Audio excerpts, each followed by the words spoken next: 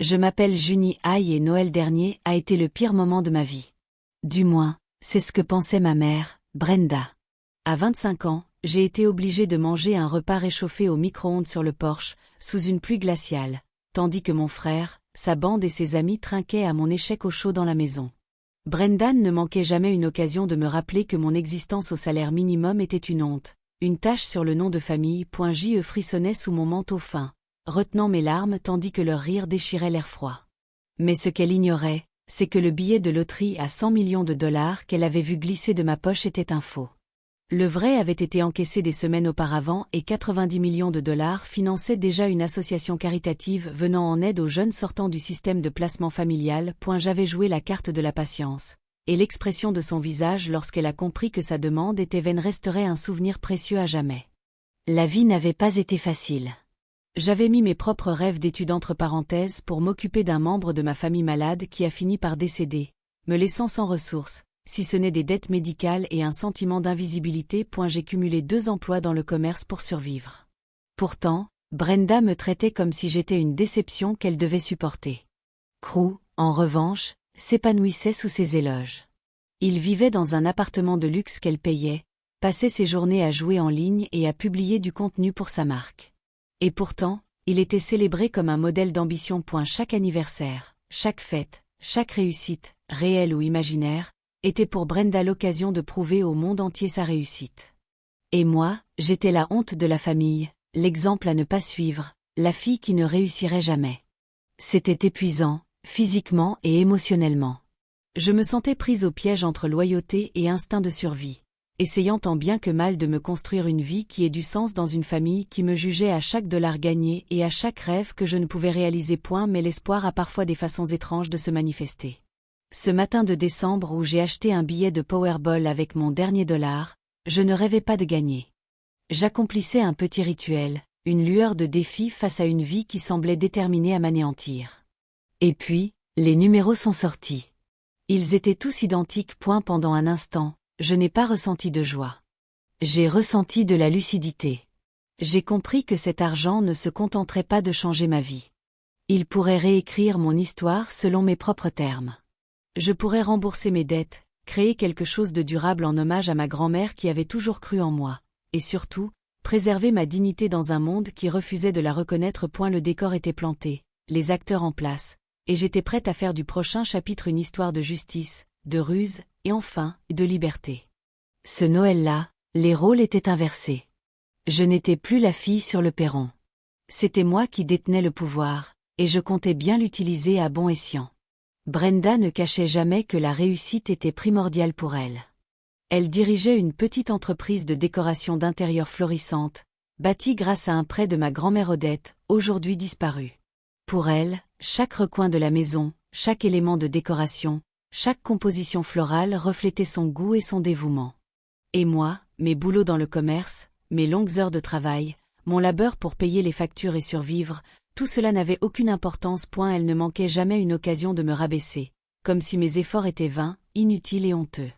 Crew, mon frère aîné, semblait traverser la vie sans effort. Brenda payait son appartement de luxe et il passait le plus clair de son temps à publier du contenu en ligne, à essayer d'accroître sa popularité sur les réseaux sociaux et à jouer. Quand il avait besoin d'argent, il venait me voir. Lui et donnait cet argent parce que je ne pouvais pas dire non à ma famille, mais il ne me l'a jamais remboursé. Le voir profiter du luxe pendant que je peinais à payer le loyer et les factures était insupportable. Notre maison était magnifique, presque comme une vitrine. Mais cette beauté s'accompagnait de règles que je ne pouvais pas respecter. L'amour de Brenda n'a jamais été simple ni facile. Elle ne me l'accordait que lorsqu'elle estimait que j'en avais assez fait. Une bonne note, un peu de reconnaissance, une augmentation de salaire, rien de tout cela ne semblait compter. Chaque échec, réel ou imaginaire, était amplifié. Mes difficultés, mes dettes, mes longues heures de travail, tout cela me rendait invisible, au mieux. Au pire, cela faisait de moi une cible. Elle ne manquait jamais une occasion de me rappeler que je prenais du retard, que je n'étais pas à la hauteur, que je ne serais jamais comme les autres. Même les conversations les plus anodines se transformaient en épreuves. Si j'évoquais mes problèmes d'argent, elle feignait l'agacement, comme si je cherchais à la plaindre. Si je parlais d'économiser pour un projet important, elle se moquait de moi. Crew, en revanche, pouvait se vanter de son train de vie, emprunter de l'argent à ses amis ou jouer sans compter. Et elle rayonnait de fierté. C'était comme si mon existence n'avait de sens que lorsque je lui offrais un contraste. J'ai appris à dissimuler ma frustration. Je faisais mes heures de travail, je payais mes factures et je m'efforçais d'ignorer ses regards déçus. Mais au fond de moi, le poids de toute cette pression, de ces dettes et de ces humiliations constantes pesait sur moi chaque jour. C'était épuisant de vivre dans une maison où rien de ce que je faisais n'était jamais jugé suffisant, où mes réussites étaient ignorées et mes échecs étalés au grand jour. Malgré tout, j'ai persévéré. J'ai économisé le peu que je pouvais, travaillé de longues heures et continué à rêver en secret. Je savais que je devais survivre, même si personne d'autre ne voyait les difficultés que je rencontrais. Plus ils essayaient de me faire honte, plus je comprenais que leur approbation n'avait jamais été mon objectif. Ma vie, mon avenir, mes choix, c'était tout ce qui comptait. Après une double journée de travail exténuante, j'étais complètement épuisée. J'avais mal aux pieds, un mal de tête terrible, et mon dernier sou ne valait rien. Malgré tout, je me suis arrêtée à l'épicerie du coin et j'ai acheté un billet de Powerball. Il ne s'agissait pas vraiment de gagner.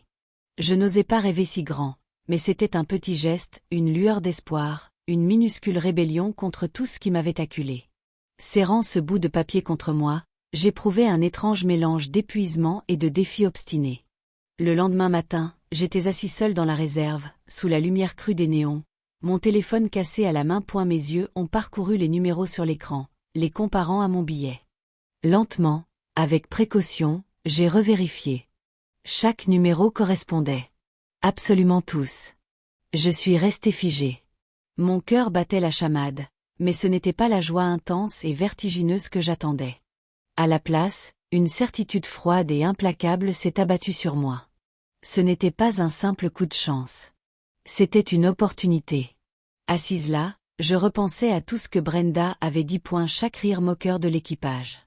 Toutes ces nuits passées à souffrir de la faim et du froid. Tandis qu'ils célébraient leur confort, je ne ressentais aucune joie, aucune larme de soulagement.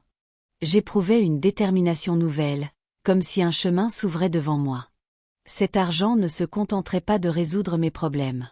Il me donnerait du pouvoir, la possibilité de corriger une injustice qui durait depuis si longtemps. Je pouvais enfin faire des choix qui ne soient plus dictés par les dettes, l'humiliation ou le jugement de ma famille. J'imaginais les possibilités, non pas pour des luxes futiles, mais pour la justice. Chaque insulte, chaque instant d'indifférence, chaque fois que je m'étais sentie indigne de reconnaissance, pouvait devenir bien plus qu'une bouée de sauvetage. Cela pourrait devenir un acte fort. Je pourrais aider ceux qui avaient été ignorés ou maltraités comme je l'avais été. Je pourrais le faire discrètement, sans que personne ne le sache, et pourtant observer l'impact se propager à travers le monde. Je me suis adossée à ma chaise, mon billet à la main, et j'ai laissé la gravité de l'instant m'envahir. C'était lourd, non pas de pression ou de peur, mais de clarté. J'avais enfin les moyens d'agir, de façonner le cours des choses au lieu de simplement le subir. Fini les luttes à l'aveuglette. Fini l'attente d'une approbation ou d'une reconnaissance de la part de personnes qui ne me l'accorderaient jamais spontanément. Pour la première fois depuis des années, je ne me sentais plus insignifiante. Je ne me sentais plus piégée. Je ne me sentais plus invisible. Je me sentais déterminée. Je savais exactement ce que je voulais faire de ce don. Et je n'allais pas perdre une seconde. Le monde m'avait sous-estimée, m'avait traitée comme si je ne valais rien. Et maintenant, discrètement et délibérément, j'avais le pouvoir de tout changer. Je savais que je devais être prudente. Gagner autant d'argent pouvait tout bouleverser. Mais cela aurait aussi pu attirer une attention indésirable. Avec l'aide d'un conseiller financier discret, j'ai réclamé le prix par le biais d'une fiducie, en gardant mon nom totalement secret. Pas d'annonce tapageuse, pas de cirque médiatique, juste une planification discrète et minutieuse. Je voulais garder le contrôle, et je le voulais à ma façon. La première chose que j'ai faite a été de prendre soin de ma propre vie. En quelques jours, toutes mes dettes ont disparu. Le poids écrasant des factures impayées, des frais médicaux et des loyers en retard s'est dissipé presque instantanément. Pour la première fois depuis des années, j'ai ressenti un soulagement que je n'aurais jamais cru possible. Cet argent m'a offert la liberté, mais surtout, il m'a ouvert des perspectives. Désormais, je me suis concentrée sur un objectif plus ambitieux. Ma grand-mère, Odette, avait toujours aidé discrètement les plus démunis. Sa bonté, restée secrète, m'avait profondément inspirée. Je voulais honorer sa mémoire. C'est ainsi que j'ai créé la Fondation Audet. Sa mission était simple, offrir des bourses de logement et d'études à de jeunes adultes ayant atteint la majorité et n'ayant plus de soutien familial. Des jeunes sans repère, sans famille, sans repère. Ils méritaient une chance. Grâce à la Fondation, j'ai pu faire une réelle différence. Discrètement, en aidant les gens comme ma grand-mère l'aurait souhaité. J'ai aussi veillé à assurer mon propre avenir. J'ai investi judicieusement les fonds restants, bâtissant une fondation qui me soutiendrait, moi et mes projets, pour les années à venir. Je n'avais pas besoin de me vanter. Je n'avais pas besoin de changer les apparences. Pour mon entourage, j'étais toujours la même Juniaï, vendeuse, luttant mais persévérant. J'ai gardé mon travail, mes habitudes et les apparences. Mais au fond, j'étais différente. J'avais un plan et j'avais le pouvoir. Je pouvais agir au moment opportun et enfin façonner les choses à ma guise. Chaque insulte, chaque remarque désobligeante de ma mère, chaque regard condescendant de l'équipage, tout était noté, archivé, en attente. L'argent n'était pas qu'une question de survie ou de confort. C'était mon instrument de justice, ma façon de rétablir l'équilibre qui avait toujours penché en ma défaveur. Je côtoyais les mêmes personnes, la tête baissée, faisant comme si de rien n'était point, mais je n'étais plus impuissante. J'avais le temps, les ressources et la lucidité. J'étais prête à attendre le moment idéal. Et quand il arriverait, rien ne m'arrêterait. L'invitation de Brenda était comme une épreuve que je ne pouvais refuser. Sa fête annuelle de la veille de Noël était toujours un événement grandiose, avec des amis fortunés, des décorations étincelantes et des conversations destinées à mettre en valeur sa réussite. Chaque année, elle s'assurait que tout le monde sache qui avait le plus réussi, qui méritait des éloges et qui, comme moi, était une déception. Cette fois-ci, je savais qu'elle voulait que je sois la vedette de la soirée, mais de la pire façon qui soit. Je me suis mise à tout planifier minutieusement. Chaque détail comptait. J'ai décidé de me présenter avec mes vieux vêtements de travail usés, celles que je portais pendant mes heures de travail au magasin. Elles étaient délavées, effilochées et simples. Le costume parfait pour le rôle que Brenda attendait de moi, la fille en difficulté, froide et insignifiante. Je voulais qu'elle et ses amis voient exactement ce qu'elle pensait de moi, et rien de plus. En plus de mon apparence, j'avais préparé un accessoire. Une photocopie parfaite du billet de loterie. Et elle avait été soigneusement vieillie, froissée, comme s'il avait été trimballé pendant des semaines. Chaque pli, chaque marque, tout était intentionnel. Il devait être impeccable, car je voulais qu'il joue son rôle au moment précis. L'argent n'était pas encore en jeu. C'était une question de timing, de préparer le terrain pour une leçon inoubliable. J'avais aussi travaillé mon comportement. J'ai répété les gestes devant le miroir, imaginant chaque interaction. Mes épaules s'affaisseraient. Mes mains trembleraient légèrement, transies par le froid ou la fatigue. Ma voix serait faible et hésitante. J'imaginais le sourire narquois de Brenda se tournant vers ses invités. Persuadée que tout le monde se moquerait de moi, j'ai répété mon entrée dans la pièce, le regard baissé, feignant la gêne, frissonnant comme si le froid m'avait transpercé jusqu'aux os. J'ai aussi pensé à l'équipe, toujours à proximité, téléphone en main, prête à immortaliser chaque instant. Son public sur les réseaux sociaux. Je devais m'assurer que ma mise en scène soit crédible, qu'elle corresponde à l'histoire qu'il s'était déjà forgée à mon sujet. Chaque geste, chaque soupir, chaque pas hésitant contribuerait à l'illusion. Même en préparant le tout, j'éprouvais un étrange mélange d'émotions, de l'impatience, de la colère et une satisfaction discrète. Pendant des années, j'avais subi leurs railleries, leur favoritisme, leurs jugements incessants. À présent, j'avais le pouvoir d'agir, et chaque geste devait être précis. Aucune erreur n'était permise. Cette fête ne serait pas qu'une simple démonstration de leur richesse et de leur orgueil. Elle deviendrait le théâtre idéal d'un événement totalement inattendu. J'achevai mes préparatifs, vérifiai une dernière fois le billet, lissai mon manteau usé et pris une profonde inspiration. Bientôt, j'entrerai dans la maison, dans sa chaleur, sous le regard de tous ceux qui m'avaient si longtemps jugée. J'aurais l'air petite, froide et vaincue.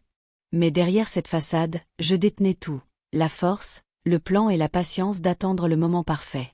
J'arrivai à la fête et pris une profonde inspiration avant d'entrer. Presque aussitôt, le regard de Brenda se posa sur moi, et son sourire se transforma en cette expression sarcastique et moqueuse que j'avais appris à redouter.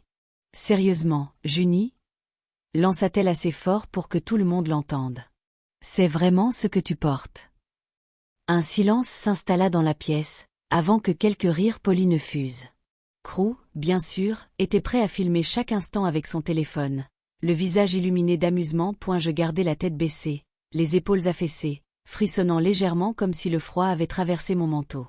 Brenda se tourna vers ses invités, désignant la salle à manger d'un geste ample. Cette table est réservée à la famille qui a accompli quelque chose de concret cette année, dit-elle d'une voix forte et fière. Puis elle désigna la petite table bancale installée sur la véranda. Tu peux manger dehors, Junie. On ne voudrait pas gâcher la soirée de qui que ce soit. J'ai hoché la tête d'un air forcé et me suis dirigée vers la véranda, sentant tous les regards sur moi. Le froid me mordait à travers mon manteau, mais j'essayais de le dissimuler juste ce qu'il fallait. Tandis que je m'installais, j'entendais le tintement des verres et des murmures à l'intérieur. Brenda leva son verre, souriant à l'assemblée, et porta un toast. À son équipe et à sa marque en pleine expansion, dit-elle, la voix empreinte de fierté. Je lui offre une voiture de luxe flambant neuve pour célébrer son travail acharné cette année. Certains d'entre nous sont nés pour bâtir des empires, ajouta-t-elle, jetant un bref coup d'œil dans ma direction. Et d'autres, eh bien, ils sont simplement faits pour les servir. Ces paroles m'ont transpercé, mais j'ai gardé mon sang-froid. J'ai mangé lentement, laissant la fraîcheur du porche et la petite table bancale renforcer l'image que je me faisais de moi-même.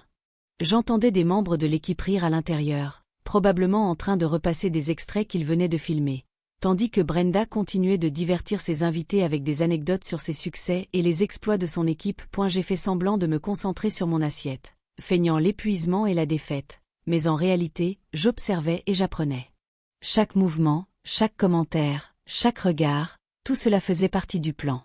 C'était presque surréaliste d'être la risée de ma propre famille alors que je savais que je détenais tous les pouvoirs. Et la véranda était glaciale, la table bancale, et mon repas à peine mangeable. Mais je suis restée calme. J'ai laissé Brenda et ses invités savourer leur performance. Ils croyaient me prouver quelque chose, étaler mes prétendus échecs, mais je savais quelque chose qu'ils ne pouvaient pas voir. La patience, la préparation et le sens du timing étaient mes maîtres mots. La nuit s'est étirée, et j'ai maintenu mon numéro à la perfection. Chaque insulte, chaque rire, chaque toast porté à la victoire de l'équipe alimentait la tempête silencieuse qui grondait en moi. Je mangeais lentement, délibérément, laissant ma présence sur ce porche être perçue comme une faiblesse. À l'intérieur, j'étais plus forte que jamais. À la fin du dîner, je savais que le moment tant attendu approchait. Après avoir terminé mon repas sur le porche froid et branlant, je rassemblais lentement mes affaires. Mon manteau était fin, usé et presque en lambeaux, mais je l'enroulai autour de moi du mieux que je pus. Le froid me fit frissonner légèrement et mes mains tremblèrent un peu, feignant l'embarras et l'inconfort, comme je l'avais répété. Je voulais que chaque mouvement paraisse naturel, spontané, comme si j'étais vraiment à ma place dehors, tandis que les autres profitaient de la chaleur à l'intérieur. Je pénétrais dans le hall bondé, prenant soin de garder le dos droit, les épaules voûtées, le regard baissé. Crew et ses amis riaient et discutaient bruyamment, leur téléphone à la main, immortalisant chaque instant. Brenda s'entretenait avec ses invités, la tête haute, fière et assurée.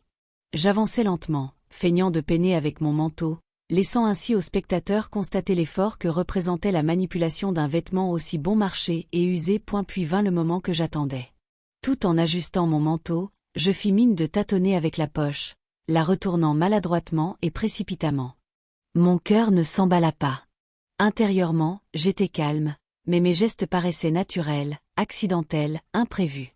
La photocopie pliée du billet de loterie glissa de la poche comme par hasard. Je la laissai retomber lentement, atterrissant face contre terre sur le tapis blanc immaculé au centre du hall d'entrée. Je reculai d'un pas, secouant légèrement la tête, et repoussai mes cheveux de mon visage, feignant l'embarras. Je jetai un coup d'œil autour de la pièce, jouant la troublée, la froideur et l'incertitude. Mais intérieurement, je ressentais un frisson discret. Tous les regards dans la pièce s'étaient déjà tournés vers le billet. Le rire de Cruz s'interrompit un instant lorsqu'il l'aperçut, son téléphone toujours à la main, désormais pointé dans sa direction. L'attention de Brenda se porta aussitôt, vive et impérieuse, et elle se pencha pour le saisir. Elle attrapa le billet, le serrant contre sa poitrine, le visage illuminé d'excitation et de convoitise. J'ai laissé sa réaction se dérouler, gardant mon sang-froid, feignant d'être simplement la pauvre fille tremblante qu'elle attendait de moi. Chaque soupir, chaque exclamation de surprise de la foule ne faisait qu'amplifier l'illusion. Personne ne se doutait que c'était exactement ce que j'avais prévu. Je me suis effacée, mon manteau toujours serré, laissant la cupidité de Brenda briller de mille feux. Ses yeux brillaient de triomphe tandis qu'elle serrait le billet contre elle, persuadée d'avoir trouvé une fortune inespérée. Les amis de l'équipe se mirent à chuchoter, certains montrant du doigt, d'autres filmant, tous emportés par l'excitation de cette aubaine. Et moi, je les observais en silence, satisfait, sachant que ce hasard parfait avait idéalement préparé le terrain pour la suite du plan. Chaque détail avait fonctionné comme prévu. Mon manteau, mon frissonnement fin, le billet soigneusement vieilli. Ils avaient créé exactement la scène dont j'avais besoin. La tension était palpable, tous les regards étaient rivés sur le billet, et Brenda ignorait tout ce qui s'était réellement passé. Le moment était parfait, et le plan se déroulait comme je l'avais imaginé. À un moment où le ticket toucha le sol, la salle sembla se figer un instant. Un des amis de Cruz fut le premier à le remarquer. « Nom de Dieu! C'est le ticket gagnant du Powerball. 100 millions de dollars !» s'écria-t-il, la voix tremblante de stupeur et d'excitation. Les têtes se tournèrent, les yeux s'écarquillèrent, et les murmures s'intensifièrent tandis que chacun réalisait ce qu'il voyait. L'excitation se propagea comme une traînée de poudre, et tous les regards se tournèrent vers le petit bout de papier posé sur le tapis immaculé. Brenda agit plus vite que quiconque n'aurait pu l'imaginer. Dans un geste soudain, presque désespéré, elle se jeta sur le billet et l'arracha du sol avant même que je puisse réagir. Ses mains le serraient fort contre sa poitrine, et sa voix s'éleva, stridente et impérieuse. « Il est à moi. Il est tombé chez moi. Tu crois que tu le mérites ? Non. Non. Il est à moi. » Elle éclata d'un rire sec, presque maniaque, comme si elle avait gagné bien plus que de l'argent. « C'est la récompense de mon dur labeur. Enfin. Enfin, il est à moi. » Crew, complètement absorbé par l'occasion de frimer, avait déjà sorti son téléphone. Il commença à filmer, commentant la scène pour ses amis comme s'il s'agissait d'un événement privé. « Regardez ça. 100 millions de dollars. Vous y croyez ? Ma mère vient de les empocher. » Il souriait, visiblement ravi que sa prétendue fortune soit désormais connue de tous dans son petit cercle. Il ne m'a même pas remarqué, plantée là, silencieuse, feignant l'humilité. Pour lui, c'était une nouvelle occasion de se vanter. Une nouvelle vidéo pour les réseaux sociaux, une nouvelle preuve de sa réussite au sein de la famille. L'excitation de Brenda était débordante. Elle arpentait la pièce, serrant toujours son billet contre elle, le regard balayant l'espace comme si elle attendait que tous s'inclinent devant sa chance inespérée. Ses paroles étaient acerbes et précipitées, presque frénétiques. Chaque fois qu'elle affirmait que c'était à elle, chaque vantardise sur son dur labeur, elle renforçait l'idée qu'elle avait remporté un succès retentissant, qu'elle avait dupé tout le monde, moi y compris. Elle ne remarquait pas la satisfaction discrète dans mes yeux, la maîtrise tranquille que j'exerçais sur la situation. Ses amis, autour d'elle, étaient partagés entre choc, admiration et curiosité, ne sachant s'ils devaient intervenir ou simplement observer. Crew riait, parlait et filmait chaque seconde, amplifiant le chaos. L'avidité de Brenda l'avait complètement envahie, et elle ne se rendait même pas compte du ridicule de la situation.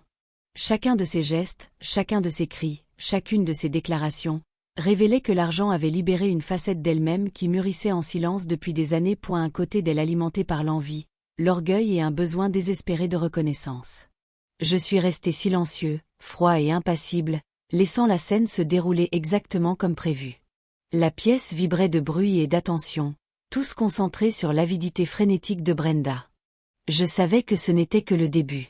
Son obsession pour le billet, son sentiment de droit acquis et l'excitation de l'équipe avaient créé les conditions idéales. Je n'ai pas précipité les choses. J'ai laissé le moment s'étirer, les laissant révéler leur vrai visage, tandis que j'attendais patiemment le moment propice pour dévoiler la vérité. Je suis restée près de la porte, calme et silencieuse, observant la scène. Brenda tenait le billet comme s'il s'agissait de la chose la plus précieuse au monde. Elle faisait les 100 pas, le regard fuyant dans le hall, tout en marmonnant des propos sur un nouveau lustre, serrant toujours le papier contre sa poitrine. L'équipe était à proximité, téléphone en main, immortalisant chaque instant, inconsciente de la situation. La tension était palpable et tous les regards étaient rivés sur Brenda et le prix supposé. J'ai parlé doucement, presque comme pour ne déranger personne, mais assez fort pour qu'elle m'entende. Tu es sûre que ce billet est valable, maman? Tu devrais peut-être vérifier la date d'encaissement. Ma voix était calme, posée et parfaitement assurée.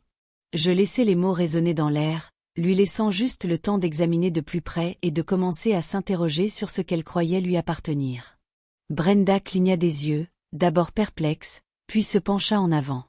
Elle examina le ticket, ses doigts tremblant légèrement tandis qu'elle le comparait à un souvenir. Ou peut-être espérait-elle simplement que son enthousiasme était sincère. Les amis de Cruz se rapprochèrent, murmurant, sentant que quelque chose avait changé, sans savoir exactement quoi. Le silence se fit dans la pièce tandis que la concentration de Brenda s'intensifiait, sa respiration s'accélérant et son sourire confiant s'effaçant peu à peu. Puis vint le moment fatidique. La reconnaissance la frappa lentement, comme la glace qui fond point. Ses yeux s'écarquillèrent lorsqu'elle comprit que quelque chose clochait. Ce n'était pas le ticket gagnant. C'était une photocopie parfaite, soigneusement froissée et vieillie, mais une copie tout de même. Le vrai ticket avait été encaissé il y a des semaines.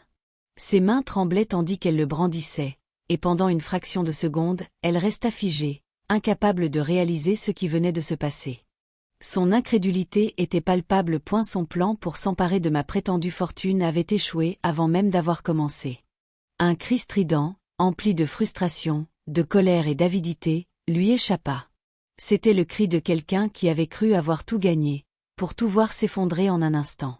Sa voix résonna dans le hall, assez forte pour faire sursauter tous les occupants, et son visage était rouge écarlate. Ses yeux étaient fous. Elle ne pouvait dissimuler le mélange de rage et d'humiliation qui la consumait. Je restai silencieux, appuyé légèrement contre l'encadrement de la porte, la regardant s'effondrer sous le poids de son ambition. Les amis de Cruz murmurèrent, sous le choc, et même Crew parut un instant sans voix, incapable de comprendre ce qui venait de se passer. L'arrogance, la confiance, le sentiment de supériorité, tout cela s'est évanoui en un instant. Pour la première fois de la soirée, j'ai ressenti un calme absolu. Le moment que j'attendais, celui où la vérité briserait l'emprise avide de Brenda, était enfin arrivé. Elle s'était complètement dévoilée, et je n'avais rien eu à faire. J'avais simplement laissé la vérité parler d'elle-même. J'ai pris une profonde inspiration, en gardant une voix calme et posée, et j'ai parlé de façon à ce que Brenda et toutes les personnes présentes puissent m'entendre. Je suis la bienfaitrice anonyme de la Fondation Odette, ai-je déclaré. Mes mots résonnèrent dans l'air, et pendant un instant, un silence complet s'installa. Crew se figea. Son téléphone lui glissa légèrement des mains tandis que le visage de Brenda pâlissait. Elle se croyait au centre de l'attention et de la gloire. Mais la vérité venait de briser cette illusion. Demain, les journaux publieraient l'histoire, scellant son humiliation publique. Je regardais ma famille, bouche bée, les yeux écarquillés de stupeur. Il n'y avait plus rien à leur dire. Je leur avais simplement révélé la réalité qu'ils avaient ignorée pendant des années. Est la seule chose que tu m'aies jamais donnée, dis-je d'une voix douce mais ferme, c'est la lucidité de savoir exactement ce que je ne veux pas devenir. Je fis une pause, laissant mes mots faire leur chemin avant de me tourner vers la porte. Je ne me retournai pas. Pour la première fois de ma vie, je me sentais complètement libre. Aucun jugement, aucun ridicule, aucune attente, juste la paix. Je suis sorti dans la nuit fraîche, l'air froid me caressant le visage, et pour la première fois depuis des années, j'ai souri sans penser à personne. Le poids de leurs critiques, les comparaisons incessantes avec l'équipage, le sentiment constant d'être inférieur, tout cela avait disparu.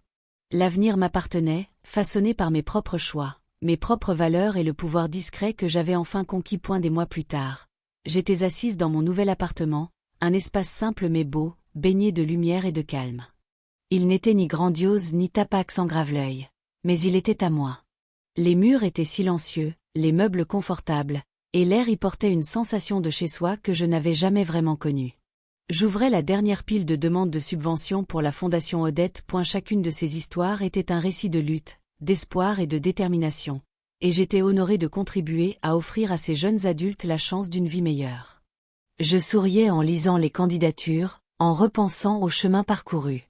Du porche froid, des rires moqueurs et des jugements constants à cette vie paisible et stable où je pouvais réellement faire la différence. Cela me paraissait irréel. J'avais transformé la douleur et l'humiliation en quelque chose de significatif. Les fondations prenaient forme. Les vies qu'elle touchait changeaient, et j'ai enfin compris ce que signifiait être véritablement maître de ma vie.